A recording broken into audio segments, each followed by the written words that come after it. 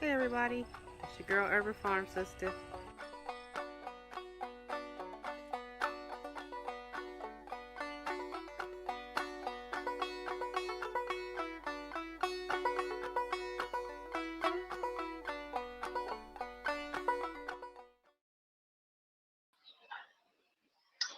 Good evening, everyone, and welcome.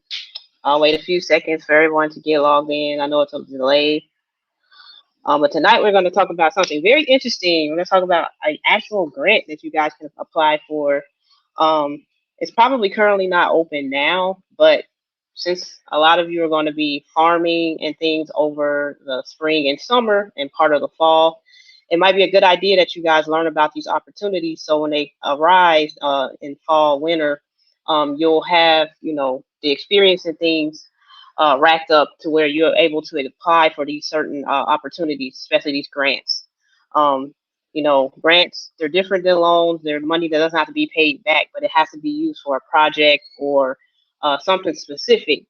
And so the grant we're going to talk about is the SARE Farmer Rancher Grant.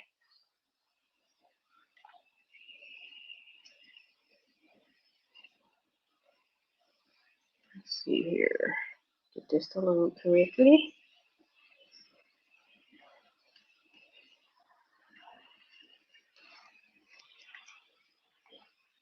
All right, so a little bit about myself. My name is Nadia Ruffin, and I'm located in Cincinnati, Ohio. I'm an entomologist, scientist, farmer, researcher, educator, and retired disease investigator. I have two degrees. I have a bachelor's degree in agriculture from the Ohio State University. I also have a master's of science in entomology from the University of Nebraska. I'm owner and founder of Kiwi Produce and Agricademy Inc. I'm also co-owner of Agricademy Labs here in Cincinnati. I have years of experience in floriculture. My family actually owns a flower shop here. They've owned that flower shop for about 42 years. And then I also have a background in veterinary medical research and public health. As I said, I used to be a disease investigator here in the county that I live in. Um, Being a disease investigator, I would have been doing the investigations, kind of like what's been done over the last year for the COVID-19. So that's what my position was. I retired from that and started doing my farming and research and things full time. So I'd like to thank all you that are my contributors to my channel. If you'd like to support my channel, you can do so by sending donations and things to my PayPal at nadiaruffin@gmail.com. You can also use Cash App at money sign Nadia Ruffin, or you can go to my Patreon at www.patreon.com/urban farm sister. You can become a $5 patron. It's real easy. You just sign on, and then each month it'll contribute that $5 that you would like to use to support my channel. Also, if you'd like to support Agricademy, which is sponsoring this actual YouTube live, you can do so by going to agricademyinc.org. One of our projects is Farming is Essential. We're trying to buy some new farm equipment, in particular a newer tractor. We have a older tractor, but we have recently accumulated 10 acres of land, and we want to use a better tractor to actually maintain that land. Um, One of our projects in Agricademy that we just wrapped up was the Black Empowerment through Agriculture. Um, for this project, we had 159 students enrolled in our 8-week online course where we taught 16 different classes about 16 different industries in agriculture that someone that lives in the Cincinnati tri-state area could actually get into and I actually start a small scale farm. Up on completion, the enrollees will receive a certificate, and a select group of those students will set up their operations on our plot of land. To be considered for this course, you had to meet the following criteria. You must have been a minimum age of 10 years or older, and you must identify as Black or African American, and you must live in the Cincinnati tri-state area. Uh, there were some individuals that did not live in this area. They were allowed to enroll, and all these classes took place online. We have a wait list now if people want to sign up, and you do not have to live inside the Cincinnati tri-state area. Um, but if you want to sign up and you meet the other criteria as far as the age and the demographic information, you can do so at agricademyinc.org/beta waitlist. Um, we still haven't figured out when we're going to actually start the next cohort, but it will be coming up soon. So if you're interested in that, please sign up. Also, starting in mid-April, we have another project coming up, and our seed potatoes just came in today, but it's called Spud's Youth Potato Farming Project. This is a hands-on project that will teach youth 7 to 13 about farming white potatoes as well as sweet potatoes. If your child is interested in participating, please visit our website to register and also find out more information. Criteria, again, you must belong to one of the socially disadvantaged ethnic groups whose members have been subject to racial or ethnic prejudice because of their identity in the agricultural industry. You must live in the Cincinnati tri-state area. You must have transportation to Loveland, Ohio. The age ranges, again, are 7 to 13 years old. If you can't participate because you're not in the area or you don't have a child that can participate, you can also donate to this project at www.agricademyinc.org/spuds. But yes, we would like to have at least 20 students enroll, so we still have space available. So if you're interested in having your child participate, please enroll. Registration will close on April 10th.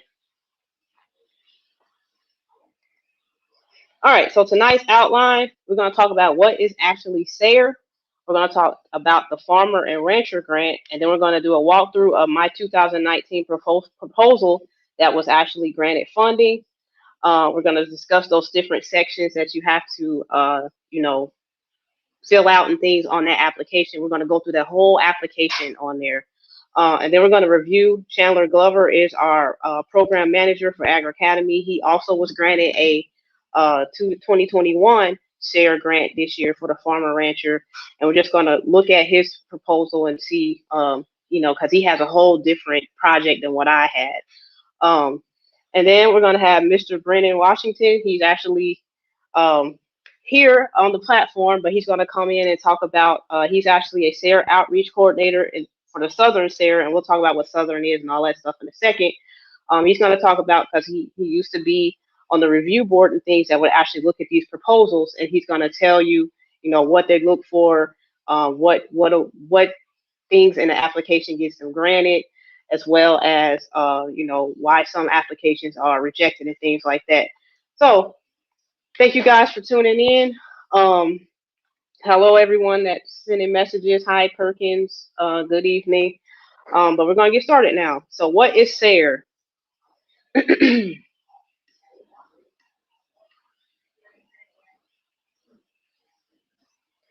All right, so SARE, about SARE, it was established in 1988. It's a Sustainable Agriculture Research and Education, or SARE for short, is a competitive grant education program operated in every state and island protectorate.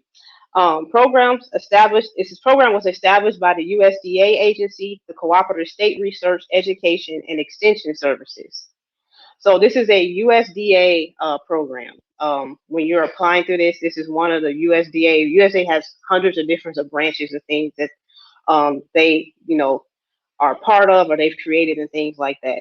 And if you don't know what USDA stands for, that's the United States Department of Agriculture.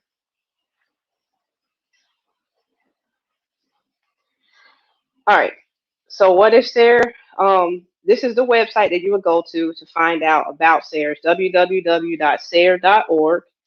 The purpose of the Sustainable Agriculture Research and Education Program is to encourage research and outreach designed to increase knowledge concerning agricultural production systems that, number one, maintain and enhance the quality and productivity of soil, conserve soil, water, energy, natural resources, and fish and wildlife habitats, maintain and enhance the quality of surface and groundwater, protect the health and safety of persons involved in the food and farm systems, and promote the well-being of animals and increase employment opportunities in agriculture.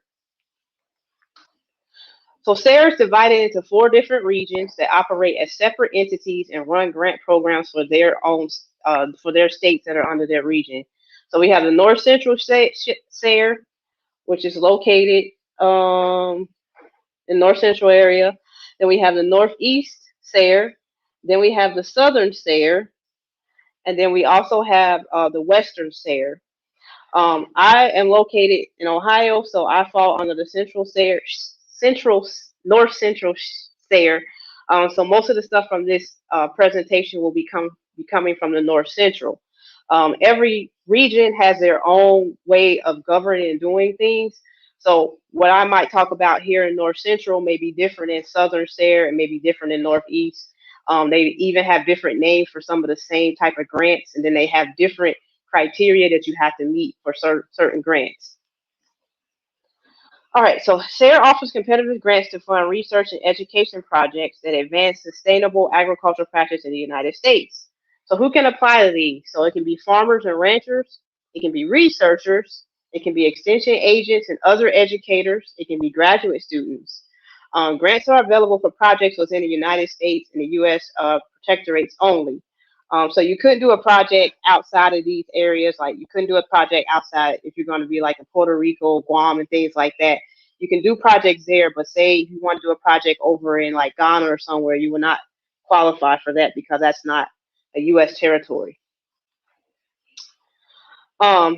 So there's a number of different grants offered. Like I said before, each region offers different grants, and these are some of the examples. So there's a research and education grants, there's graduate student grants, there's professional development grants, there's producer grants, and there's on-farm research grants. So over here on the right-hand side, I have the North Central SARE grant opportunity programs, and this is how they go about naming them. These are the ones that they offer. So they have research education, farmer rancher, graduate student, youth educator, professional development, and then they also have partnerships. But we're going to only focus on the farmer rancher because a lot of these other ones, sometimes you either have to be like for the youth educator, you have to be some type of teacher. So everybody might not qualify for that one. Professional develop, you might have to have a business.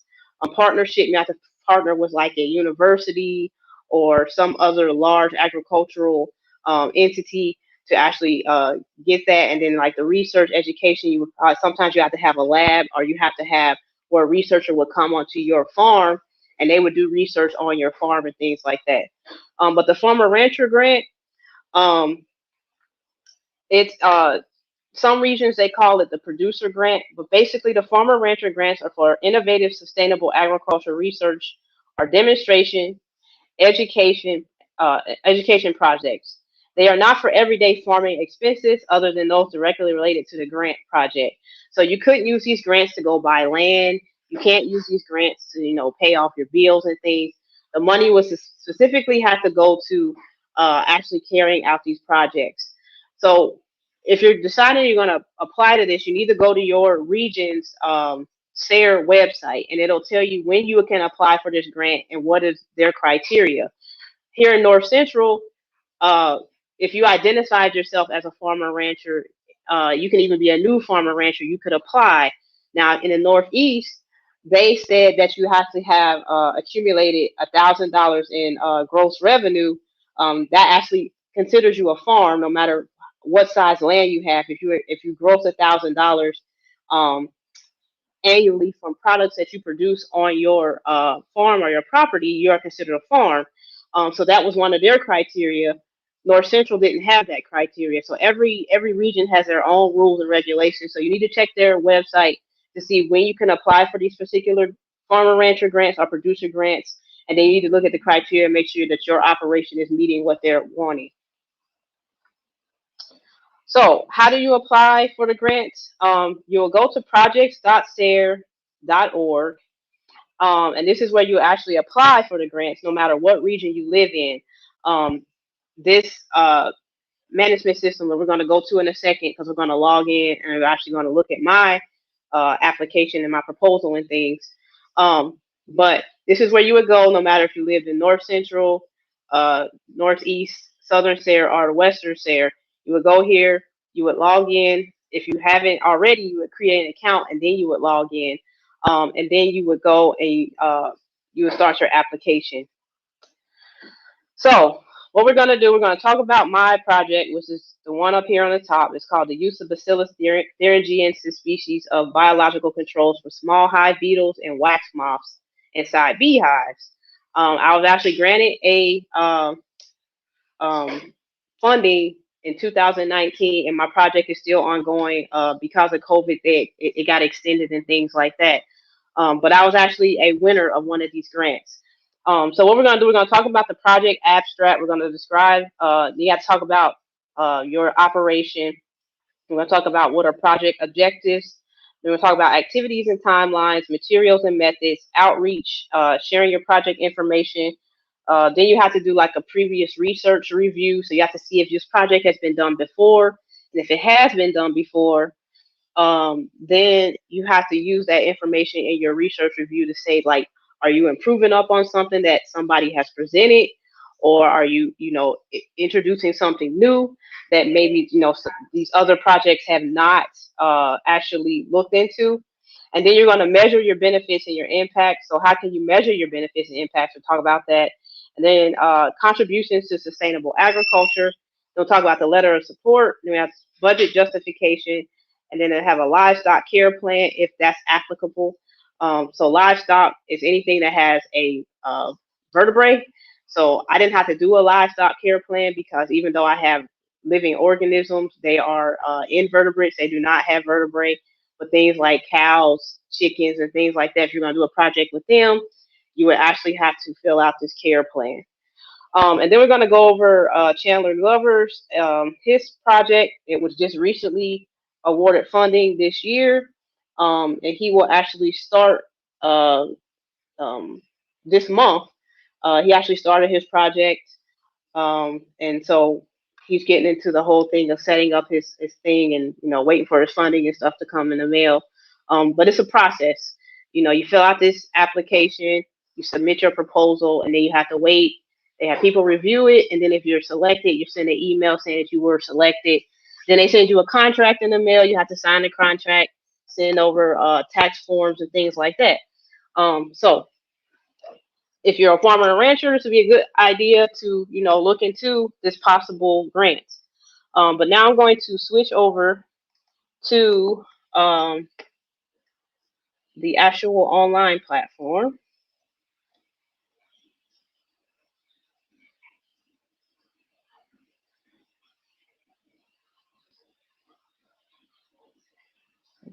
Share contact.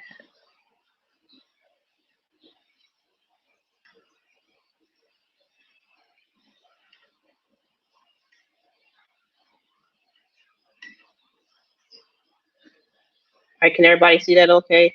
Yeah, I think it's broadcasting on there. Okay, so when you pull up projects.sare.org, you'll pull up this window and it'll have where you can search for projects, you can log in, you can reset your password, or you can create an account. So a lot of you would be new to this. So what you would do is you click on the create an account. You have to put in your name, password, things like that. But I already have an account, so I'm just gonna log in. And then what happens is it pulls up your account here, and it'll say like if you were awarded a grant or things like that, you can pull up your project here, or you can go manage my accounts, or you can start a new grant proposal. So say you wanted to start a new one, you would go here and you would pick out which region you live in or which region you're going to do your project in, and you would fill this out.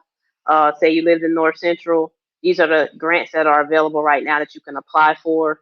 And it tells you the close dates and the times and things like that. And so, if you lived in Southern SARE, they have the Southern Graduate Student Grant. They have the Southern Research and Education Pre-Proposal Grant available. And so you just go here and you click on this, and then you would start the whole application process that will actually allow you to submit your proposal.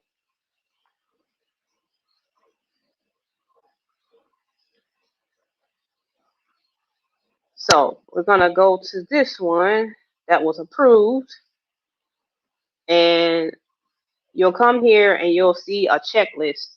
So when you're creating a new grant, these won't be checked off until you fill in all this information on the left here. So you have to have general information, which is going to open up each one of these tabs. You have to have the grant proposal information, the budget justification, and if you have livestock, then you will have to have that on there.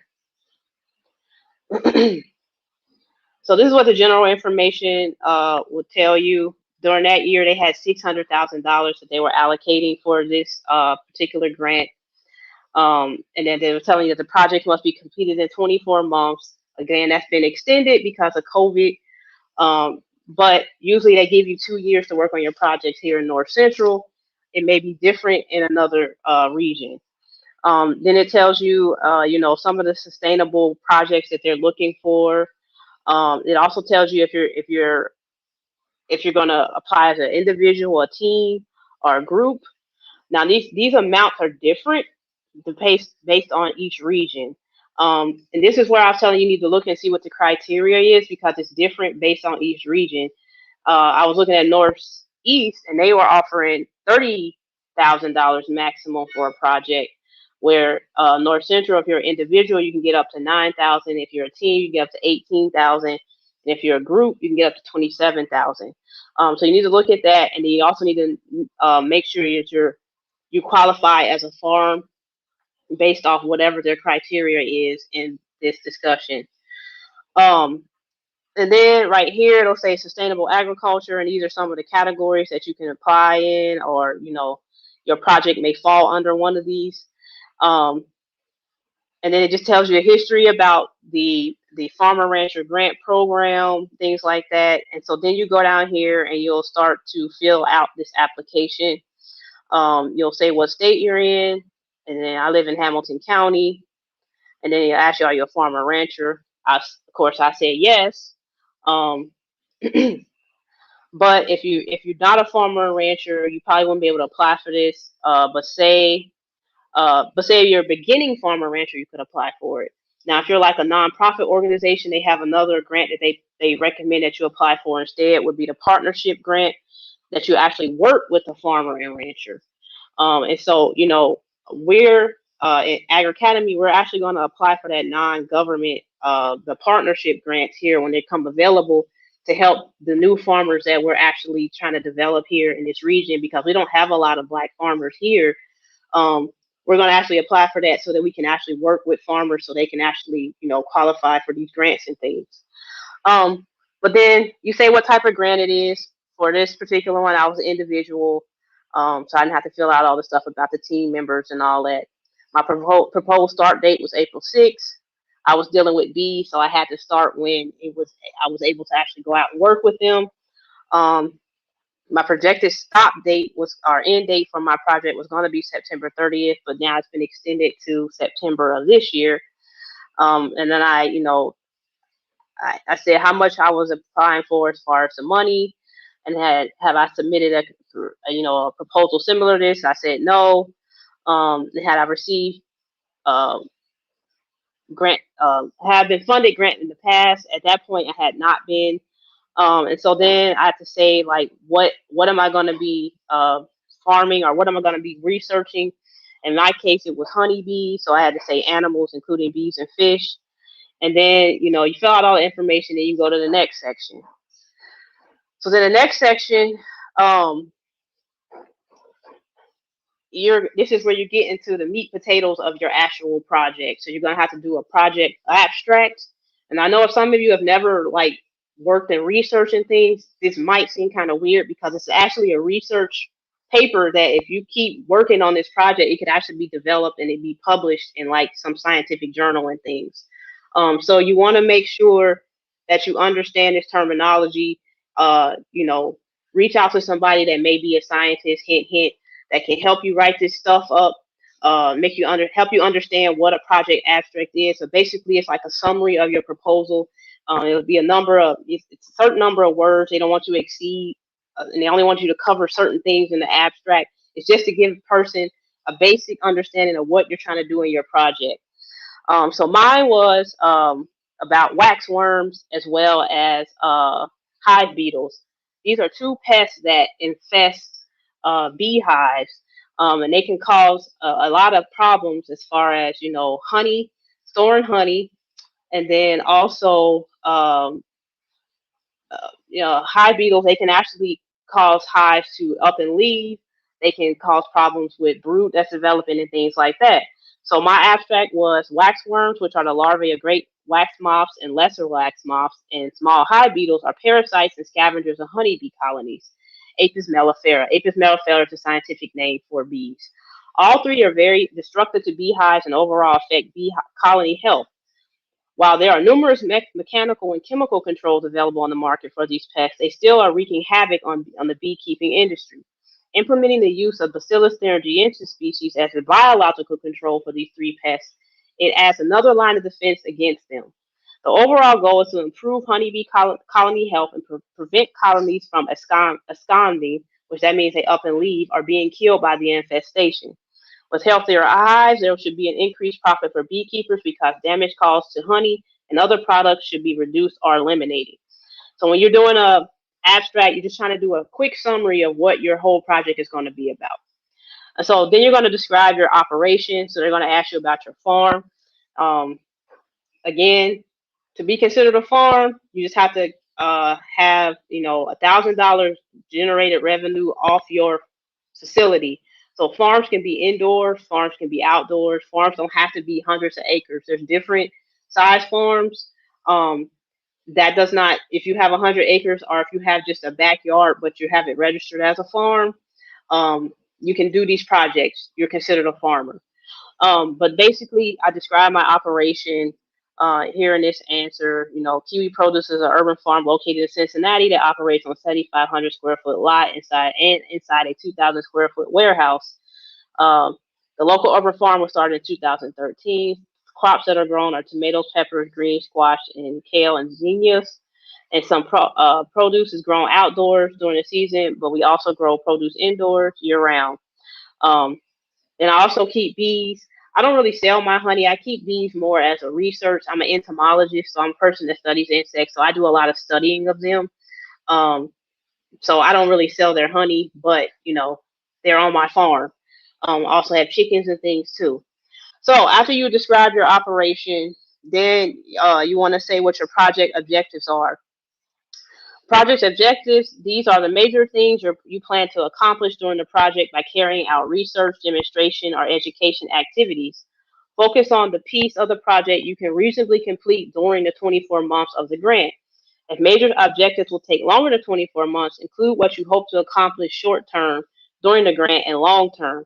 Some examples of their objectives were identify 3 cover crops, the potential use of intensive vegetable production, evaluate the usefulness of 5 crops, share findings through field days and websites and social media conferences. So this was my objectives. I want to identify if Bacillus thuringiensis species can be used as biological controls against waxworms and small hive beetles. So um, I bought different types of BT bacteria, and then I was using it and I was spraying it in the hives and I was testing it out, and then I also did a in lab test on those same BT um, bacteria in the lab, testing it on waxworms, and I still have not successfully done it on hive beetles because I have not been able to keep a colony alive outside of a hive. But once I'm able to do that, I'm going to test it on them in the lab, and then of course we go out in the field and we test it in the actual beehives. But I had to, when I'm writing up my objectives, I had to say that. Then I said I'm also going to develop a youth beekeeping entomology club, and then I want to share my findings in workshops and via social media. And so as I've been progressing through my project, that's what I've been doing. And so then you have to create a timeline. Um, and then each one of these sections, they usually have a maximum word count. So you can't get too wordy and you can't write novels. You have to pretty much summarize it and put it into a form that is compact, but it covers all the information that you want to cover. So, and here you're going to provide a detailed description of the research, demonstration, and education activities you will carry out to complete this project. Include who is leading and participating in the activities. Um, and so you're just making a timeline. So this is their example one, and then this is mine right here. So in January 2019 to April 2019, I tried to rear small hive beetle colonies and wasn't very successful. I was doing okay, and then I left them outside, and the sun kind of cooked them. And then I was not able to find any more after that for that whole year. So I have another little colony that I'm actually growing in my shed right now, and they seem to be thriving. So we'll see when I get the opportunity. I'll take pictures and all that stuff, and I'll put it on my social media page that I have dedicated to this project. Then in May 2019, I'm going to set up my hive. So we're going to talk about the budget in a minute, but I had to buy beehives. I had to buy bees and things like that. I had to buy all the bacteria and all the stuff I was going to use for the project. So I set the hives up in May. Then from June to September, I was monitoring the hives, checking the bees. And, you know, that first year, it was a bad year. We had a lot of rain. And so it affected even my farm operation to the point where I didn't get a lot of flowers to grow. The bees didn't do so well. They kept trying to requeen themselves. So it was a lot of stuff going on. So, you're going to have to write a report at the end of the first year. And you have to send in, how's the progress of your project going and things like that.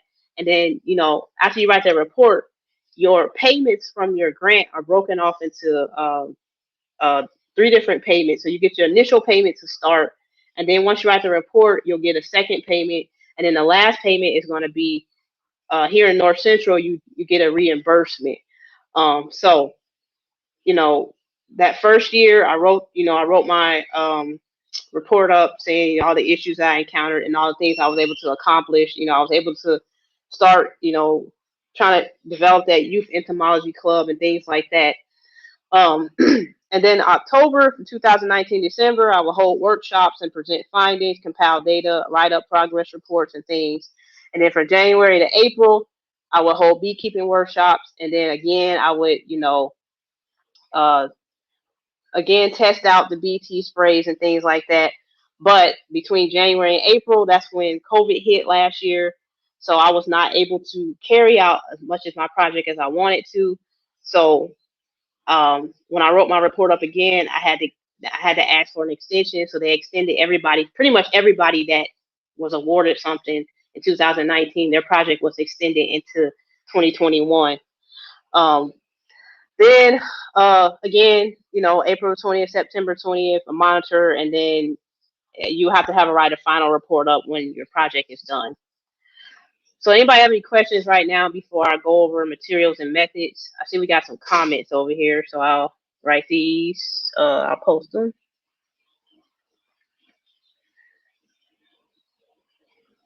Let's see. Black Voltron says, good afternoon. Good afternoon, Black Voltron from Oakland.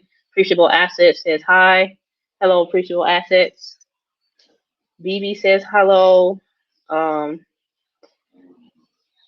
Melissa says, thank you very much for presenting this information. Currently in Annie's project spring cohort, and this is great. And then Divine Holland says, thank you, sis. Terica says, thank you for the tag. And Antoinette Williams says, my pleasure, sis. This is excellent information. So anybody have any questions so far about anything that I presented? If not, I'm going to move on. And then if you have any questions, just put them in the comments and I'll post them. All right, so the materials and methods section. This is 300 words. Briefly outline the steps or process involved in carrying out the project and the logic behind the choices you made. For example, your research project, describe the type of field or livestock trials involved in the location. So basically, you're going to talk about what materials you're going to use and the methods you're going to use to actually carry out your project. So again, if anybody has ever wrote up like a lab report, or they've ever taken a science class, say they went to college, they took biology or chemistry or something, you would have to like lab reports up, and you would have to do your materials and methods section where you would explain like, we use this burner, this glassware for this reason, blah blah blah blah blah, and we got this. We're not even talking about the results yet. We're just talking about the actual project carrying it out itself. And then you're going to collect data during that same time frame that you're doing the project. So this was my materials and methods for the field project. Initially, 4 BT species will be tested in the lab to determine which BT will be more effective against the pests. There are 2 that are recommended for caterpillars and 2 for beetles. Waxworms will be purchased and tested against each of the 2 by applying BT to feed and determining which one is effective against the larvae. The same would be done for the small hive beetles. Adults will be collected and reared on honeybee protein patties. They will be allowed to mate so they can reproduce. Once there are larvae, BT feeding trials will be conducted on the adults and the larvae since they both feed. The results from this lab um, experiment will determine which BT will be used in the hives. A total of 7 hives will be set up on the urban farm, 2 controls with no BT at all, just normal treatments used against pests, 1 with just caterpillar BT, 1 with just beetle BT, and 3 with both BT strains. Hives will be inspected bi-weekly with pest removed and counted. This data will be recorded. And then for the workshops, the entomology clubs will be hands-on. Material used in the field projects will be presented at both. And I would demonstrate how frames and hives are treated with the BT. I would also demonstrate how to prepare BT solutions, where to purchase, waxworms, and small hive beetle specimens will be present so individuals know what these insects look like. Because we had a lot of people, that have never, kept bees. They don't know a lot of like what actually shows up in these beehives and things. Um, and then they'll learn about their life cycle and the damage they cause. And then the entomology club students will actually spend time at the hives learning about beekeeping. Any videos or photos I will take during the project will be used in the workshop. And entomology club, I will also present an online webinar presenting the same information presented in the beekeeping workshop. There's a question in the chat. Okay. Let's see. I have a question here. Hello there. Thank you for the awesome information. I would like to know about grants that are awarded to startup gardens and farm projects.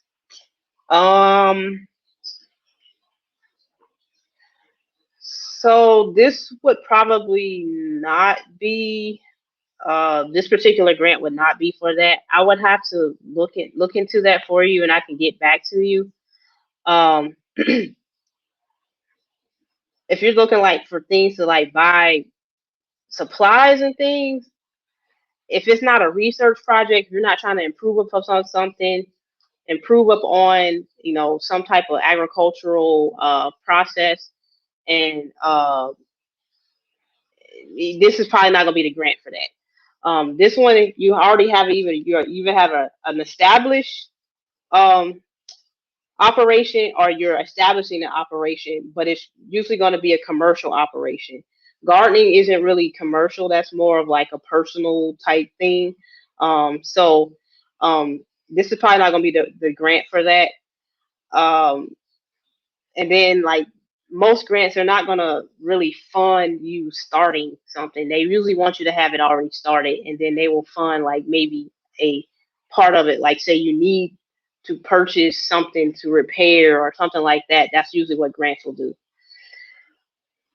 Let's see. I am specifically concerned about the projects that do not have financials that can be presented to funders because the funds are needed to literally get off the ground.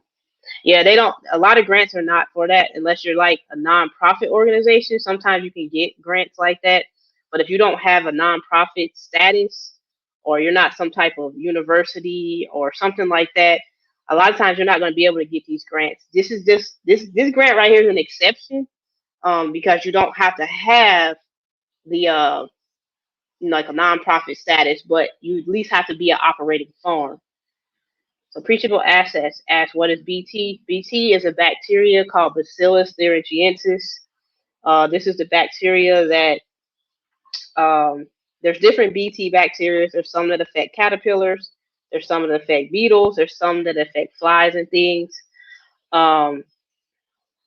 You know, so there's different types of BT. They all can, disrupt a insect's life cycle. A lot of times it'll either kill them, or that's what it really does. It kills them. It gives them a bacterial infection once they feed and things. Once they have to feed on it. So I was using BT that would affect caterpillars. Waxworms are actually caterpillars that infest hives, and the BT for the beetles, the hive beetles, and their larvae. They actually feed on a number of different things in a hive, including sometimes they can feed on the larvae themselves, the bee larva, honeybee larva. And so that bacteria would not affect the bees, but it would affect those two insect pests that are in there. She said, Antoinette Williams said, yes, we are a nonprofit and we like to be a community garden. Thank you so much for your reply. Yeah, hmm, where are you located at? Are you in Cincinnati or what state are you in? I don't, you might have said that and I just missed it. Um, I'll put my email in the chat and you can send me an email to tell me more about your operation, see if I can actually find something that might help you. Okay. Back to the proposal though. All right, so the next part we'll talk about is the outreach. So all these SARE farmer rancher grants, they have to have an outreach component where you actually take it out either into the farming community as well as into the general population to educate about this. So um, all projects must have this included into there. So my outreach, I was going to try to recruit 10 youth into the Into My Beekeeping Club using social media and to present the lab in the lit at laboratory story of the BT. Then we're going to do a hands-on beekeeping class for youth, and then we're going to present project data hands-on to actual beekeepers, adults as well as children that may be beekeepers as well, and then just do a general webinar presenting the data that I collected that anybody that might be interested. They may not have been local to this area, and they couldn't attend those workshops and things, but they could still see that data that I was actually collected. And so then the next part you're going to do is what I call a previous research review. You're going to briefly summarize research that has been done on this topic by others. So has anybody done a research project similar to the one that you're doing? And if they have, you need to do a summary. This is just like if you were in, graduate school or something, this would be like a peer review. You would actually research and look up research actual papers and journals and things and see if people have actually uh, you know, did the same project or something similar, and then you would, explain how it correlates to what you're actually going to do. So, I found some different papers where they were testing BT strains on some beetles, and some of it was effective, some of it was not effective, but they only kept their project in lab. They didn't actually go out in the field and actually use it in the hives. So my project was going to take it a step further and put it into the hives and test the effectiveness in the hives. Then you want to do the next part was just measuring benefits and the impact. SARE grants are intended to increase knowledge of sustainable and agricultural systems that enhance environmental quality, sustain profitability, and improve quality of life. And so what you want to do is you're going to be able to, how can you measure your results? And so down here, what I was going to do is, I was going to measure the effectiveness of the BT and its reduction of pest burden each week by doing biweekly inspections and then counting to see if the number of actual, pests was reduced by applying these treatments. The data was kept in spreadsheets and in an electronic journal. And so you have to have where you're actually going to go through and collect data, because that's very important. You want to make sure that your project is effective, or if it's not, where can you make some changes and things. And then you want to explain how this contributes to sustainable agriculture, which means you want to make a meaningful contribution to sustainable agriculture. You want to summarize how your approach or solution will affect other farmers, ranchers in your community and the North Central region economically, ecologically, and socially. And you want to address all three areas if your project focus mostly on them. And so, I talked about the overall impact of my project was to use an environmentally friendly and sustainable method to reduce pest burden in beehives using Bt bacteria. So, whatever your project is, you're going to have to say, how's that sustainable? How is that keeping improving the environment, fixing the environment, things like that. And then you're going to have a letter of support. So you're going to have submit one letter of support from a community member, not a family member, who explains why this project is needed and how it benefits the community. So my letter of support actually came from a magazine I used to write for. I used to write entomological articles, and so the editor and the creator of the magazine, she wrote the letter for me because I was her official entomologist for her. It was a gardening magazine, so I would write all these entomological, which are insect articles, explaining how to uh, you know control different insects, or how to get insects to come to your gardens and things like that. So she was able to write me an effective letter, and so again, I was granted uh, funding for this project. So after I filled all that out, then I had to go over here and do the budget justification. So you have to come down here. It's also called a budget narrative, where you have to explain each each item that you're going to need funding for. You have to explain what it is and why you need it. And so this is gives you the total amount of money that you're gonna request. And so you have to say what materials you're gonna buy. Like I was gonna buy beehives, bee suits. And you pay yourself out of the grant. Um, and then you have my workshops, the BT bacteria, the waxworms, the small hive beetles, and things like that. And then I had to justify why I needed that amount. So I said, I was gonna buy 7 beehives, and they cost this amount times 7, and I needed 10 beekeeping suits. Then I needed 20 hours, at $120 an hour, 180 hours. And then the workshops. Then I had an project assistant that would help when I was setting up the beehives and things. And then I had to buy the wax worms, and you know, then I had to find the small hive beetles that I was using for the project. And then if you had a livestock care plan, which I did not need one, but if you did have one, you would have to fill all this out. You would have to explain your feeding schedules and all that for the animals that you're using. If you're going to slaughter them, what's the slaughtering plan, veterinary records, and things like that. So uh, this isn't a proposal that you can just write up like overnight, unless you're very efficient at writing things and stuff like that. But I was granted a uh a grant for my project, and I've been working on my project. And so I'm just gonna show you really quickly before we get to Mr. Brennan Washington, um, the other project that was recently funded through Agricademy. Um, Hold on, share screen. So there's one more. This is from Chandler Glover. Like I said, he's our program manager for Agricademy.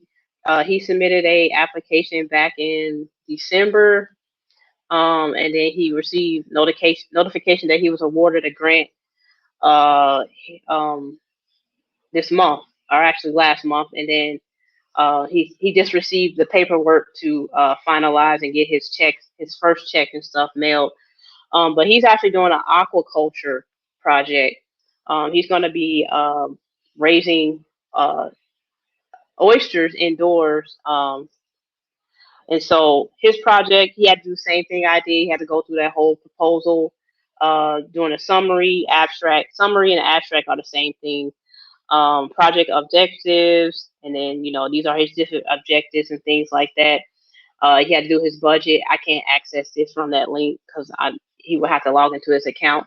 But basically, he was awarded a grant. I showed him how to write it up and things, and then I went through and I showed him like what needed to be eliminated. We had to make sure we stayed in the word counts and things like that.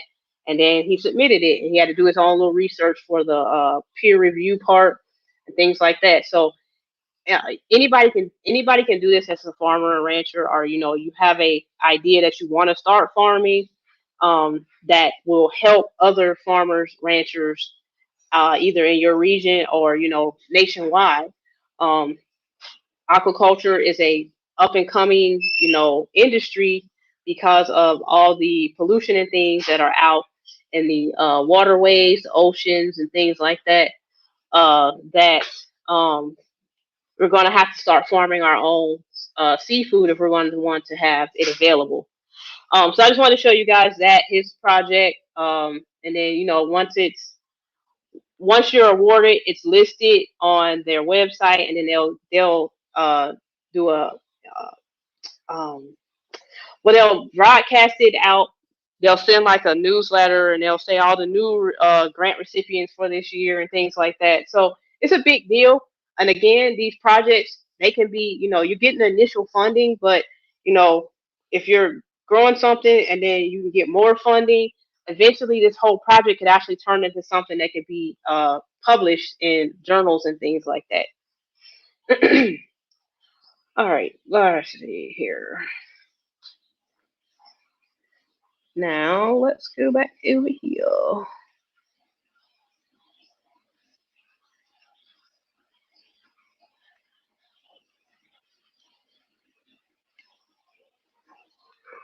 So I'm going to go back to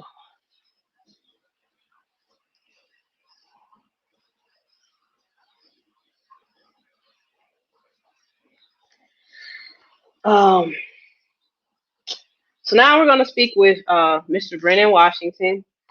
He's an 1890 land grant liaison and limited resource minority farmer outreach specialist.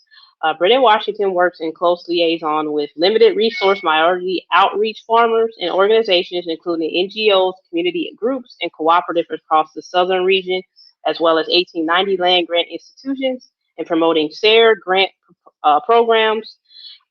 Southern SARE grant programs provide sustainable agricultural educational resources, enhancing quality grant recipients, networking with regional partners, and building new relationships. Brennan travels extensively across the southern region, working with producers, NGOs, and community groups regarding sustainable agriculture. If you live in the southern region and you want to find somebody to contact, he's a great source to contact. Here's his contact information. And then once this broadcast is put on the Facebook and things, you can go back and watch it again if you're not able to write it down now. But he's located in Georgia. And again, he covers the southern SARE region. So I'm going to add him to this broadcast.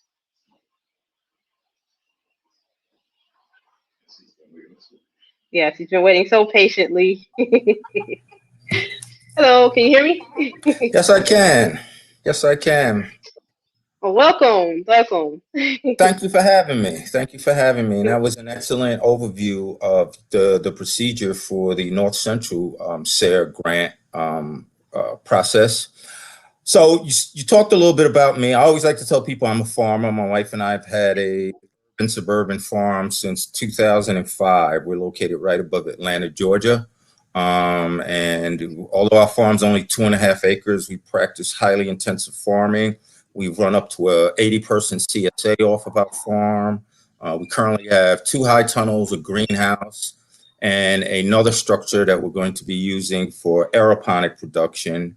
And we keep a flock of laying hens, and we're putting fruit trees in our front yard as we speak. So Ms. Nadia gave you a good rundown. And so I became involved with the SARE program, I want to say about 2008, 2009, because I wanted to know why nobody sold anything beside watermelons and cantaloupes at the farmers markets here in the South.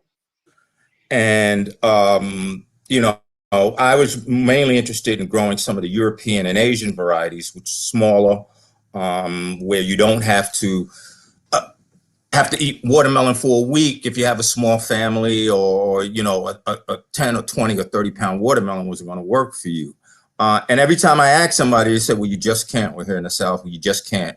Well, why can't you? Well, you just can't.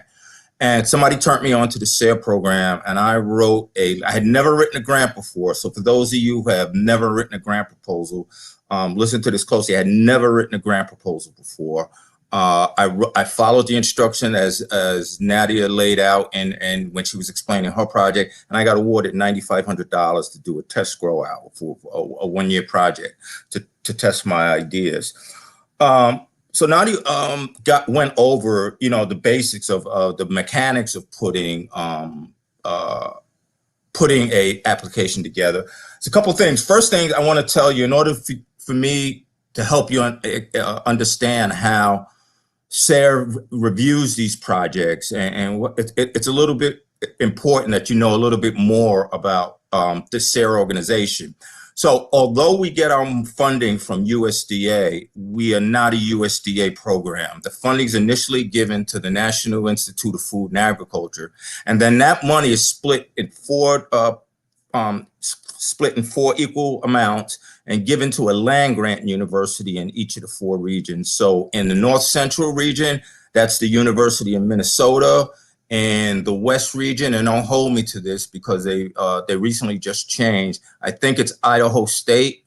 It's the University of Vermont up in the northeastern region, and in the southern region, it's the University of Georgia. So that sets those are the organizations that are responsible for actually running the program. And sometimes they do it in partnership with other organizations. So for example, in the southern region, they work closely with Fort Valley State University and also with the Kerr Center, which is a sustainable ag nonprofit in Oklahoma. The important thing for you to understand is that each SARE region is governed by what's called an administrative council. And it's very important for you to know about the administrative council. So when you submit your application, if you submit it, you're not going to be reviewed by PhD. There may be a PhD or 2 in the room, but you're mainly going to be reviewed by farmers and ranchers, your peers. So each administrative council has at least 6 to 8 farmers and ranchers on the administrative council. And one of their primary responsibilities is to review farmer and rancher grants, or in our case, we call them producer grants. We do have representatives from, for example, NRCS, EPA. We've got representatives from the 1862 research and 1862 extension. And in the case of the southern states, we also have the same representatives for the 1890 universities. So that's one thing you should know as you're, if you're contemplating putting an application in, is that you're not going to be judged by a room full of scientists. You're going to be judged primarily by people that's getting their hands dirty and doing the same type of work that you do. Nadia told you about the actual getting in, but even before that, the very first thing you should do with any SARE grant is read the call for proposals. That's the official announcement that tells you we're now accepting applications for whatever program. Let's stick with the Farmer Rancher. We're now accepting applications for the Farmer Rancher Grant Program. And these are all the conditions and these are all the requirements that you need to meet in order to apply for this grant. And it'll tell you, for example, we're a little bit different. I think we just say that you have to be a commercial grower. I don't know if we put a dollar amount in our region, but in the North Central region, if they're putting $1,000, it'll be included in there. It'll tell you what's allowable and unallowable costs within the budget. So most USDA programs, SARE included, do not allow you to include most equipment. Usually if the equipment's under a certain dollar amount, you can go ahead and include it, but anything above, usually it's $5,000. You typically can't include that in your budget application. But once again, that call for proposals will tell you what you can put in your application. As you look through the call for proposal, when you think of research, don't think of research as you're sitting in a lab. So, my project was, I just wanted to know why the heck nobody was growing European type melons in the South. It could also mean other things. It could mean Nadia's project was on pest controls and pest mitigation and beehives. But some other things you could look at. Let's say you are a grower of herbs and you want to find out if there's a market for certain type of herbal tinctures and what that market looks like, and how large that market, and could it be a profitable market for you? That certainly is an allowable study. It just doesn't have to be, you're going to be studying dirt, soils, animals, or pests. That could be a study. One of our R&Es that we gave out just recently when we closed our research and education, there's a couple of nonprofits that's going to look at the impact or the lack thereof of technology on Black farmers in the South. So it doesn't have to be where I'm going to study pest control. I'm going to study animal health. So just keep an open mind when it comes to that. In terms of the budget, I told you about equipment. One of the things that SARE is very, very big on, I think why the program is so successful, is that it's very farmer-centric. So in the case of the farmer grant, farmer rancher grants, if you're doing the work for yourself, you should include a salary and you should include a paycheck in there for yourself. If you are asking someone else, another farmer, to do work with you in partnership, you certainly need to have a line item in there for how you're paying that farmer. And if they're not charging you, you need to get a letter or something from them saying that they're doing this work free of charge, or they're providing it as in-kind services.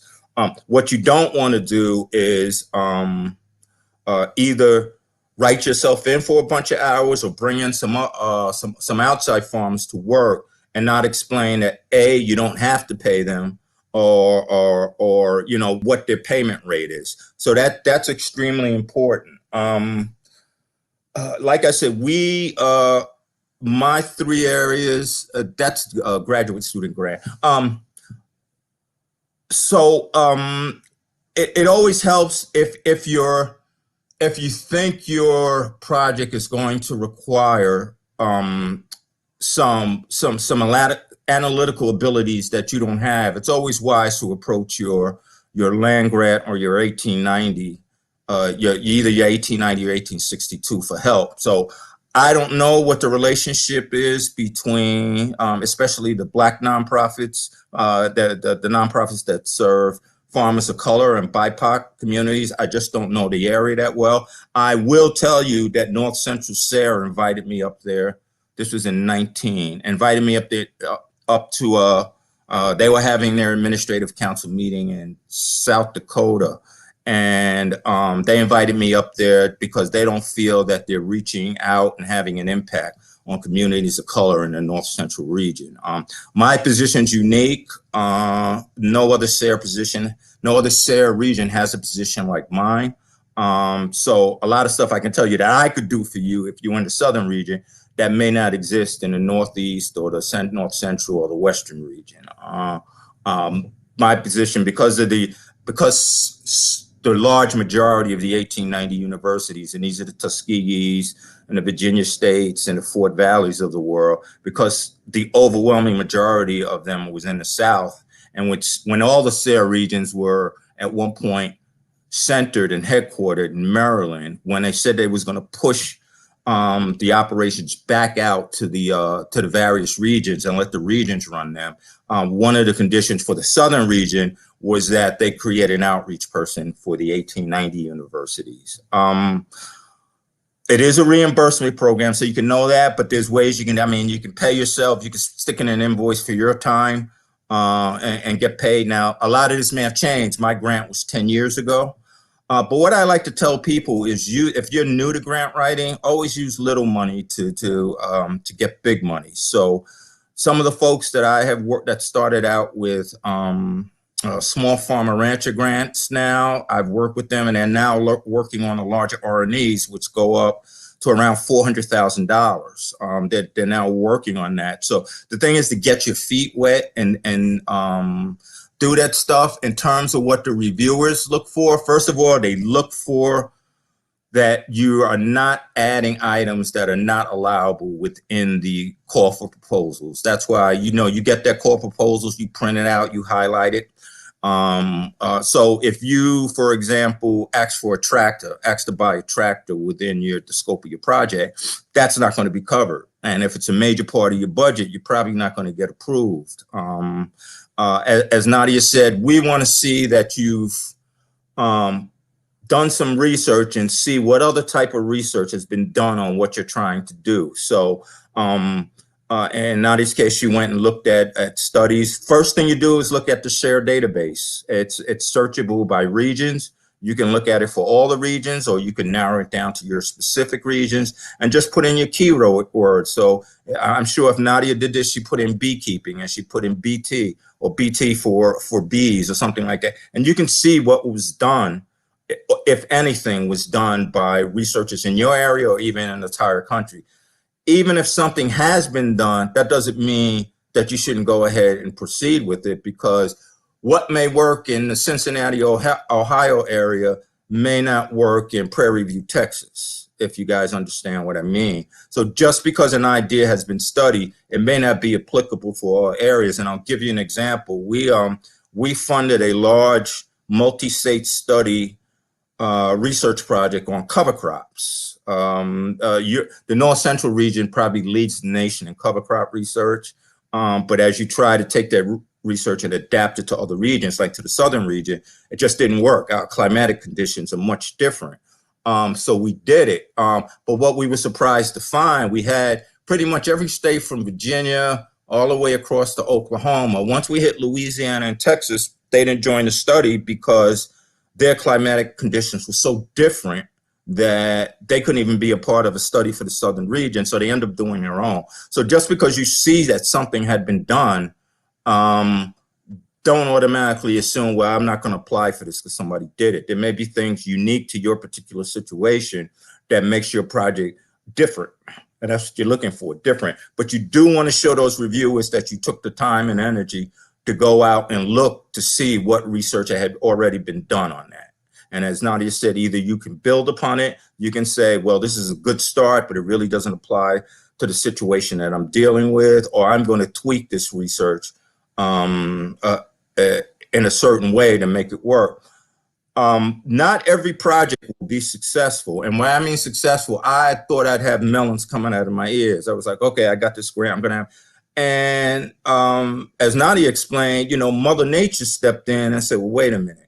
So that was I got my grant right when Georgia was in the middle of a serious drought and also a serious heat wave. So we had multiple days when it was over 100 degrees. We were under severe water restrictions, even though I'm on city water. It became very expensive to water our crops. So I didn't get the results that I thought I'd be looking for, that I thought I was going to get. But it also taught me something, that those melons didn't like the atmosphere and the hot. You couldn't put those melons out in the middle of a Georgia field and expect them to grow. What you could do, and what we eventually did, was stick them into our tree lines, underneath our pine tree canopies where they were partially shaded, and they did fine there. So we learned a little bit right there.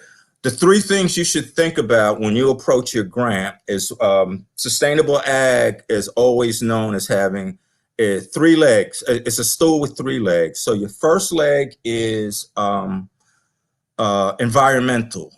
Are you is your form of agriculture doing any harm to the environment, the soil, the water, the air? So that's the first leg of the stool. The second leg, and the leg I'm always concerned with, is financial. Is this form of agriculture, is this project going to do anything to make a farmer more financially viable? And financially viable means bringing more income into that farm or into a group of farmers on a consistent basis. So that's the second leg of the stool. And the third leg is social sustainability. Is your project, by virtue of it being successful or not, is it going to provide some social stability to that to that community? So, for example, will it create jobs, or will by the use of cover crops, you're getting less runoff into your local streams and waters? So those are the type of stuff that you look at. And I think from here, that's mainly it. The biggest thing is to look at that call for proposals. My biggest advice would be not to be afraid. In addition to the SARE grant, I've served as a reviewer for 5 or 6 other federal programs. And even though the programs may be significantly different in what their goals are, and even though the money amounts may be significantly different, the basic elements of writing that grant are the same from grant program to grant program to grant program. So I don't care if you're applying for a SARE grant or if you're applying for a beginning farmer and rancher development program grant. You can't buy equipment, you can't buy land, you can't buy animals. That's pretty much across the board for most federal programs. And with that, I don't know if you need me to cover anything else, Miss Nadia. I'll take questions if people have them. Yeah, so we have one question. It says, are there SARE grants for a for-profit business that will provide services to farmers? For example, a business that is developing an app for farmers and consumers. In the context of what that we're speaking with now, under this farmer rancher grant, the answer would be no. If it was a partnership grant, and once again, I got to put the caveat, I don't know exactly what the rules are for the North Central region, but we certainly have had proposals and funded projects where private businesses were a part of the project. What we're not going to do is provide a private startup money, so if this isn't brought up from a farmer and it doesn't have significant farmer involvement, if you're just looking for the money, for example, to start that app up, that's not going to get funded. Okay. Yeah, I think we have the partnership grant up here, and then we have a professional something grant, professional research, professional development grant, something like that up here north. Your PDP grant, which is what they're called, those are your trainer grants. So a perfect example is Nadia. Let's say you came out with some solid techniques and results that would control those waxworms using the methodologies that you research. You could apply for funding to go teach those, teach that information to extension, to other nonprofit organizations. That's what those PDP programs are there for, to basically train the trainer. So you're training people who eventually is going to take that information and train farmers. Okay. So anybody else have any other questions? Does anybody think they're going to apply for farmer rancher grant? Again, look at your region to see what other grants are available, because you may meet the qualifications. Like you said, prior, I had never applied to a SARE grant when I wrote that proposal up. So I mean, I was granted it. I saw a problem that needed addressing, and having the knowledge that I have, being an entomologist and stuff, I just applied that and was able to get the funding. So if some of you are new farmers this year and you encounter some issue, see if there's a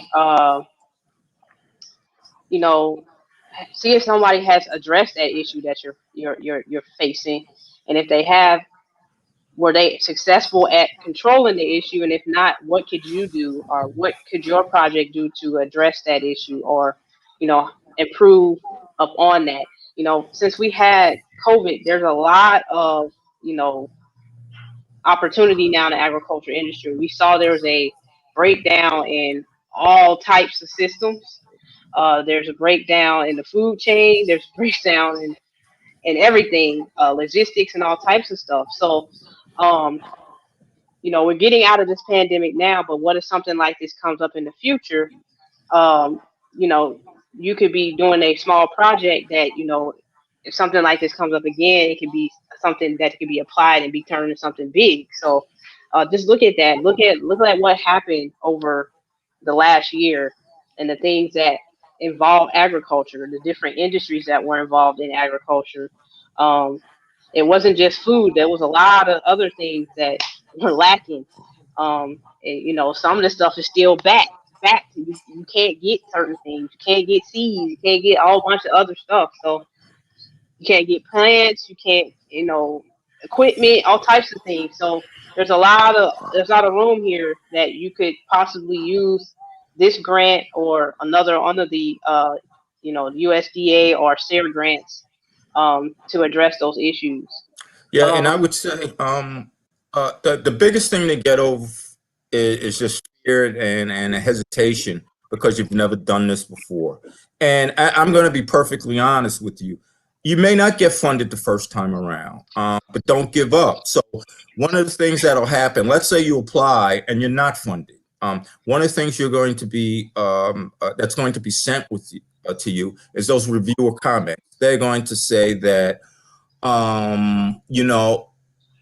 we like this grant, but we thought it was lacking because of these reasons. And if you get good reviewers, because sometimes you can get bad reviewers, but if you get good reviewers, they will spell out exactly what they wanted to see in order to make your grants more competitive. So take that information and reapply again. The other thing is before you actually applied for the grant, if you have a question, you're not sure about something, pick up their phone and call those grant chiefs. That's what they're there for. Whoever's the designated contact for you to speak to if you have any questions prior to submitting that grant. That's what they're there for. I always get pissed off when I go sit down in a grant review meeting and people that I know, and the people that know that I work for SARE submitted a grant, and it was just there was avoidable errors in their application that they could have gotten rid of if they had only picked up the phone. So don't be afraid to ask questions. Don't be afraid to if you don't make it the first time, do it apply the second time. And I've SARE right now, I know Southern SARE definitely has this mission. I am not satisfied with the number of farmers and organizations of color that are getting grants from us. And I'm just on a mission to increase that. And it is going up since I took this position, but not to where I want it to be. And I can't get those numbers up if people don't apply. So, Right. Yeah, that's the same thing we're trying to do up here in North Central. There's not even a lot of Black farmers up in this region. So we're trying to even increase that number of farmers in this area and then, have them apply to these grants and things so we can increase the number of people of color that are, benefiting from these programs. A person did have one question. It says, do hoop houses, wash and pack, etc. qualify, not necessarily equipment? So I think they're asking if hoop houses and I guess wash and pack, I guess that's the machinery to package the produce that they grow. I don't think that's going to qualify for. It depends on your region. So. Yeah, it depends on your region, and it certainly depends on how it fits into the research concept that you want to do. So, for example, I'm sure Chandler had to purchase some equipment or purchase some supplies that was unique to his project. And I had a farmer that I was mentoring them through another program, but the son, I don't know why or how it started, but he started collecting seeds from heirloom pumpkins in the North Georgia mountains, and they wanted to apply for some money to see if they can do domestically produced pumpkin seed oil, because from what I understand, a lot of it comes from overseas. And our biggest problem was finding a seed press that was affordable.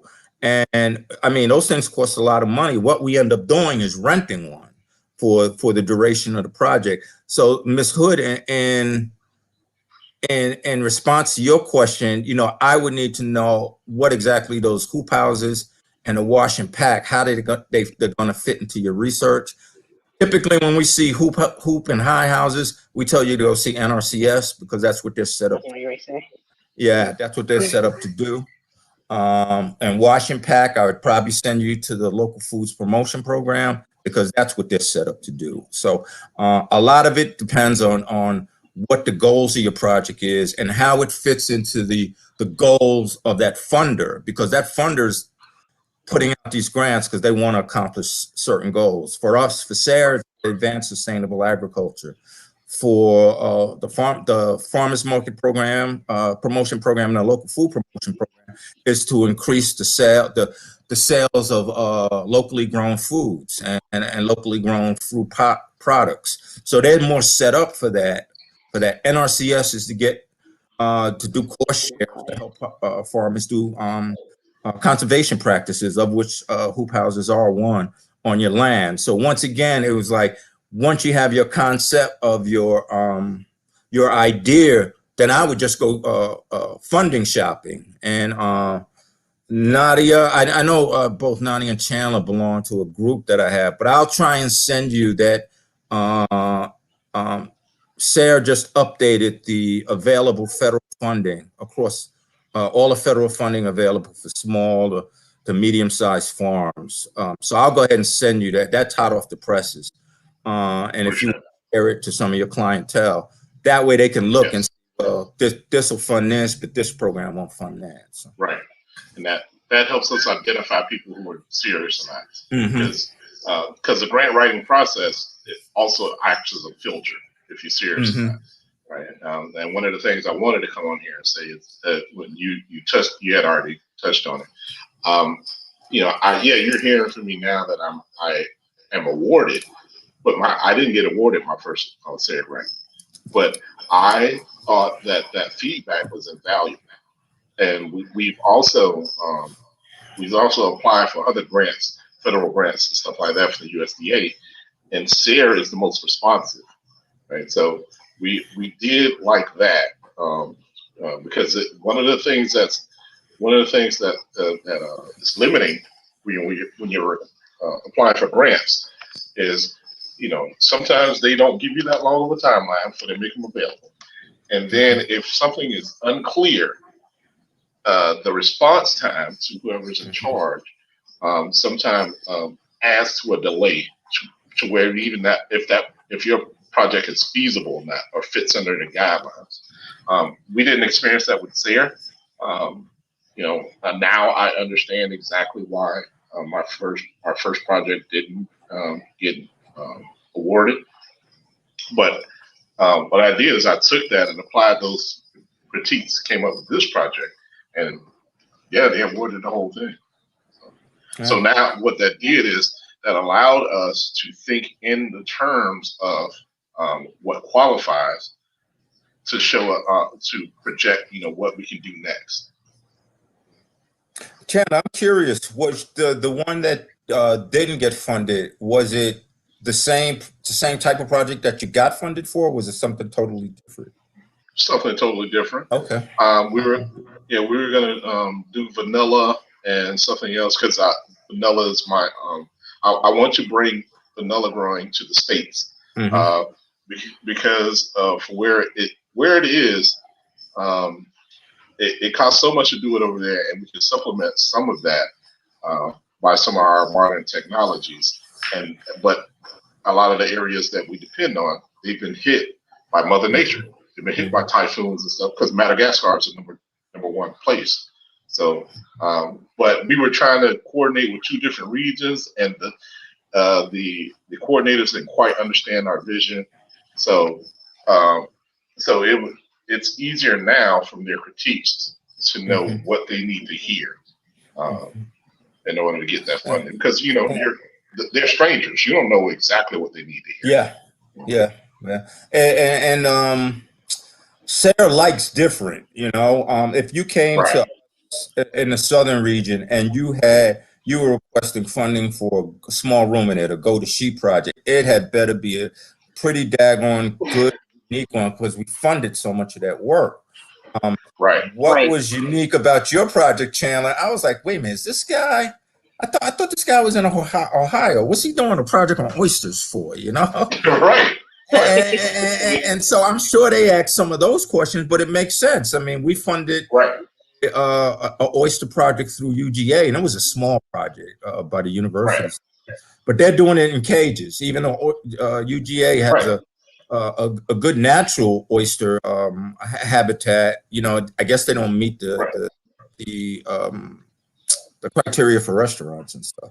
So, being different is good too. You just got to make sure that you explain exactly what you're going to do.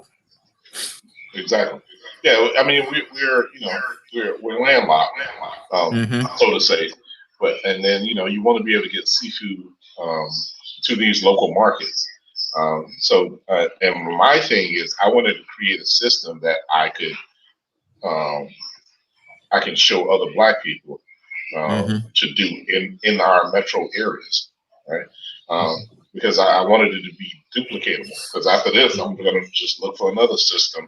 Because I want Black people to be able to, like your farmers right outside of Atlanta, which is perfect. You don't necessarily want to live in a major metropolitan area because it's expensive, right? But that's your market, right? You want to sell your stuff at those prices, right? But you don't want to have to bear that cost of living, right? So if our people could take these systems and take farming serious and do that, produce on the outskirts, provide to the urban areas. Yeah, I think we can empower ourselves with that money. Yeah, man. And you guys seem to be pretty, I mean, I'm just getting to know your organizations, but it seems like you're pretty grounded in your communities. But as you start to develop like a base of farmers of color and farmers in the area that you're working on, I always put this bug in folks that I talk to, and I've never seen a research project that dealt with it. But if you're increasing the incidence of local food in, say, a particular area, does that automatically translate into a healthier population? I'm going to say I don't know. Just because you stick a farmer's market, say, in the South Bronx on the west side of Atlanta, does that mean that people are automatically going to get healthier? I don't know. And I've been trying to get people to do something like that. So cool story. So one of the projects for USDA that we got turned down from was something like that, and we had to take all those matrix into consideration because Cincinnati has the second highest in the nation. Oh man, you from New Jersey? New Jersey's #1. Okay. So Cincinnati has the second highest in child poverty in the nation, second to New Jersey. And so what we wanted to do is we have a lot of food deserts. We wanted to use the people in those food deserts to start urban farms and stuff like that, and then pay them a livable wage. So that way, by hiring these people, you pull them out of poverty. Our target market is going to be Black women because they are the #1 keepers of Black kids who were the majority of the kids in poverty, right? But from our studies, people aren't used to fresh food. So then you have to implement on how to prepare them and then how to store them. Because people don't know the shelf life of fresh foods, and they don't do meal planning according to fresh foods. They do meal planning according to foods that come in a box. So like providing the food isn't enough. It's almost as if how the USDA when Dr. King broke out how the USDA built up the white farmers. You almost have to do that same thing for the Black population for the fresh food, because a lot of people aren't planning the meals like it was when we grew up. When we grew up in the household, you knew what you're going to eat Thursday because you know who was cooking Thursday. Every Thursday you ate this, so you can buy the same groceries. You had to hurry up and fix this before it spoils or whatever. We don't do that anymore. We eat at restaurants more, and then we eat out of the boxes at home. So you almost have to have a culinary aspect to your food production. And to people on the call, if you don't feel like you're ready to write a grant, I always suggest go be a reviewer. Once again, they're not looking for people who have PhDs. If you are an urban gardener, that's one of our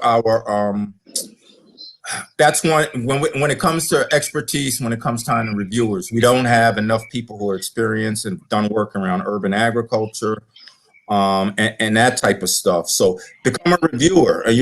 Nadia and Chandler, I'm gonna suggest that the Beginning Farmer and Rancher Development Program grant is open right now, and from what you guys, from what I've heard of your programs, that would be an excellent grant for you. I would say try and be a reviewer this year. and I can let you know who to talk to. Be a reviewer this year, maybe set yourself up to apply for that grant next year, because that's a fairly significant grant, up to $600,000 over a 3-year period, and you could pay stipends and stuff out of it. So, right, okay, right. That's the easiest way to learn these grants, people, is to become a reviewer. Yes. Sometimes we're even gonna talk pay you. offline. We're gonna talk offline because like one of our things, they wanted you to have. A lot of those larger grants tend to want you to have a large facility or something like that. Yeah. Something that generally doesn't come with Black people, right? So we, maybe there's some workarounds for that. But yeah, we'll talk offline. But that'll work. I think Keith asks, how do you become a reviewer? It depends on the program. So at SARE, you can sign up anytime. Like I said, my position is kind of unique. I'm the only one. But you can contact somebody from SARE and tell them that, tell them what your background is and that you want to be a reviewer.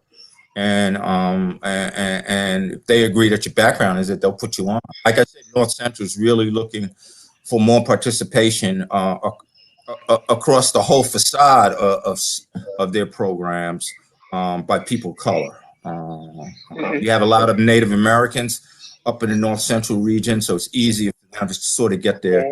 They have literally no connections with the Black community.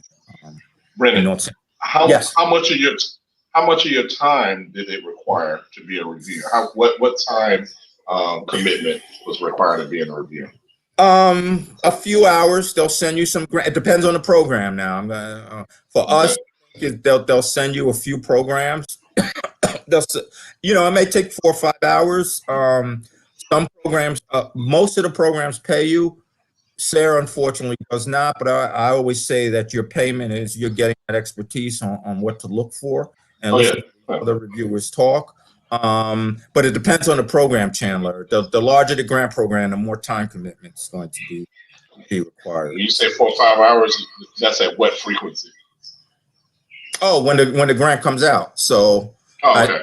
I think the graduate student grants are open now. I think when Nadia showed the North Central, so it will be when that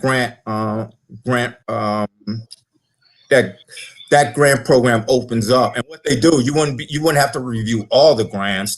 They divvy them up to a bunch of reviewers, specifically looking to place reviewers with the requisite experience on the particular proposals. Cool. All right. Does anyone else have any questions? We're trying to make it to where if you're serious about being a farmer or rancher and going forward, because these are one of the hidden hands in farming that our Black farmers don't take advantage of, that keep some of these other groups of farmers afloat. Where they'll work with these universities and the universities use their farm, and then they are the recipients of this PhD level or graduate level research that innovates production, and they'll oftentimes leave them there with the tools. There's a program like that going in the University of Florida right now. They found out how to make strawberries sweeter without, using sugar or anything like that, just by adding a certain spectrum of light. And they picked like 3 farmers to do it on. So those farmers are ahead of the game. So we want to be able to do that, have that feedback loop with Black farmers and Black universities, things of that nature. So anybody else have any other questions? I know it's a slight delay. So.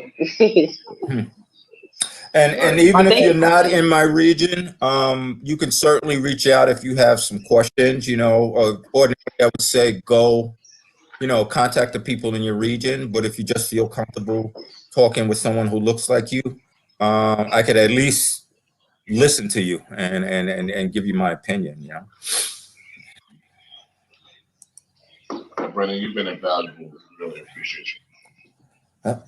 That's and hopefully people, even if you're a little timid about this, for a long time, our people didn't get this information. It just wasn't disseminated to us.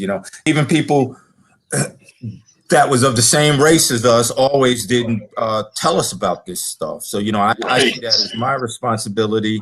And all I Right. ask is that, people take it and do something with it. So right, take it and run with it. Yeah. Yep. Yes. You guys are in luck because you do have 2 successful grant writers sitting on this call right now that, I'm sure will be more than happy to help you be successful as well. So. Very much so. Yes. Life. Yeah, that is. Trying to do this thing here. Right. All right. Well, thank you, Brennan, for All right. coming on and And, talking about. we'll schedule a follow-up call where we could just talk about some larger issues. Okay. Nadia and Chandler. Okay. Yes. Thank you. All right. Nice meeting everybody. Likewise. All right. So, anybody else have any other questions before we sign out this evening? Thank you guys for tuning in. If not, you can send me an email or you can put a comment in the comment section of this video. It'll be streaming. It's streaming live right now on Facebook and YouTube, and then the actual video, once it's rendered, it'll show up so you can watch it later. But if no one has any other questions, we're going to end the broadcast, and I thank you guys for tuning in. Here's our contact information. If you guys need to get in contact with us, there's our email addresses. Like I said, you can also put comment in the comment section of the video for wherever platform you're streaming it from. So you guys have a good night. Thanks again. And we'll be back soon with some more pertinent information as it pertains to agriculture and Black people. All right. Good night.